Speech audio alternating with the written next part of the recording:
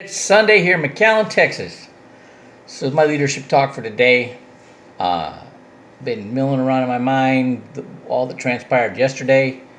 I always have a really high expectation of gaining knowledge whenever I hear Schwan win, and it's the same identical level of expectation I always got listening to Roy Jones Sr., my boxing coach, when I was boxing. And I always knew if he said something, there was some value in it. Otherwise, he wouldn't be talking. He didn't just have a. You didn't get that from Roy Jones Sr. ever. There was no just small talk, right? He was telling you something for a reason. So I always have that same expectation when I hear Schwan win. And what was really interesting, I got a similar message. I didn't start winning boxing matches until Roy Jones Sr. told me I got to have fun at it. So I started making it fun and I started winning. Well, Schwan Win talked about enjoying the process. Okay, so I'm like, oh, okay. So I'm realizing there's part of my process that's lacking. What that is one-legged appointments. And, if you're just talking to the husband without the wife or the wife without the husband, this is what happens. So everything that you're saying, that you've been going to meetings, you got a meeting mentality, you're going through the blue book a bunch of times, you've heard presentation after presentation, you start doing presentations, you know this stuff, and you do a 7-step for somebody without their wife, then they go back and they try to articulate everything that you got. It's rehearsed. You know it cold, right? And then that person that doesn't tries to explain it, and they don't explain it right, and then the spouse jumps to conclusions and dismisses you, and you're done because you can't. You're never going to be at a higher level of credibility than the spouse. This is not going to happen.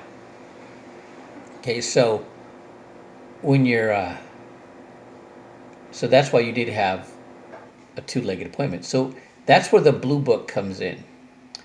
So you go on an appointment, or you get on a Zoom, and it's just one or the other. You don't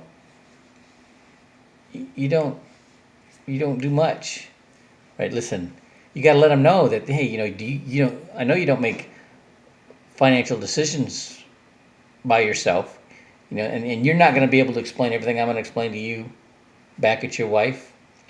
Tell you what, let me do this. Give me your email, and you send them the blue book. Okay, go over this with your wife. Let's follow it up the next day or two and set the time, and so you can get both the husband and the wife on there. And I don't care how good you think your relationship is. Okay, you would get excited about this information.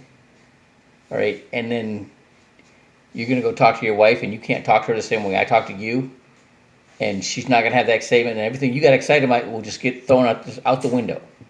Okay, so it's not fair for you, and it's not fair for me, and it's not fair for your spouse if we're not all on this together. Okay, and I understand this. When I went through SEAL training,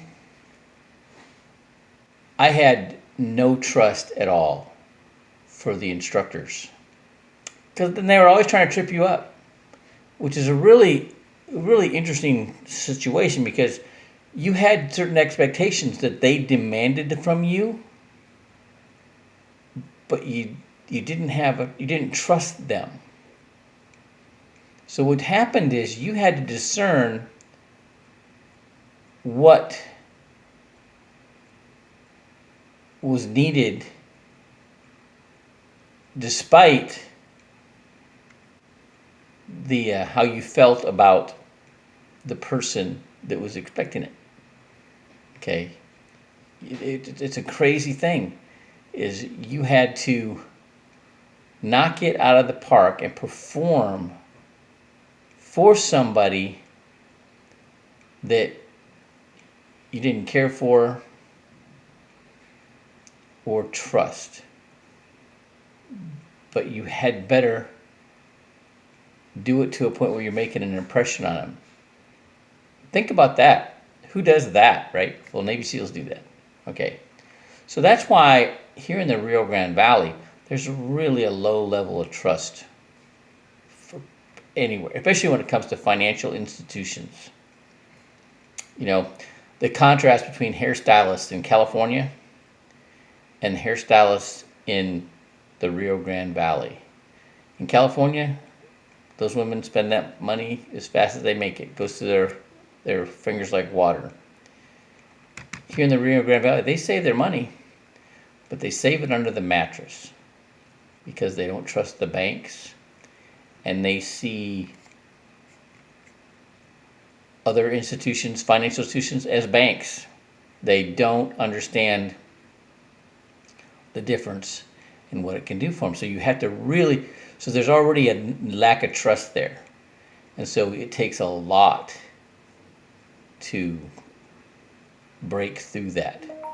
Okay. And so, you know, I knew my whole life I've had to prove myself over and over and over and over and over again. Right. And I'm good at doing that. And I've had a lot of practice doing that. Okay. And especially down here, you know, my day job is supporting the produce warehouses in the Rio Grande Valley. And I've been doing it going on 4 years now. And, you know, there's 500 of them within 5 mile radius of where I live, and 100 of them I have rapport with. Okay. I had a situation happen the other day. I've been doing my Navy SEAL Stretch PT workout at the Edinburgh High School for the JRTC program for 4 years now. And I didn't know I didn't know the effect that I had until I got a call out of the blue from a young man. And he made a comment to me. I asked him, he's like, "Why did you do that?" So I told him why I did it. You know, I want to have an impact. I want to be able to, you know, get these, you know, inspire these young people. And I go, what did they think of what I did? He goes, well, before they weren't real motivated. You know, they really weren't putting out. And then after you came, they started changing. They want to be in the Marine Corps. They want to be Force Recon. They want to be Special Forces. Right? The level changed. They stepped it up.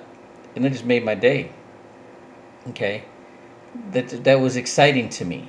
Okay, so I know with that group, I have some credibility, right? And that's exciting to me. All right, but it takes some work. You know, I was doing that's like 200 push-ups in a session. I do 2 sessions a day. You know, 2 Fridays in a row, sometimes 3 Fridays in a row before the Army-Navy game, right? And but it made an impression, a long-lasting impression, and that just has made my day. Knowing that, you know, there's a whole bunch of guys out, like thousands of Navy pilots and air crewmen out there somewhere that I used to be their trainer. Don't know whatever happened to them, but we'll see if we can find them.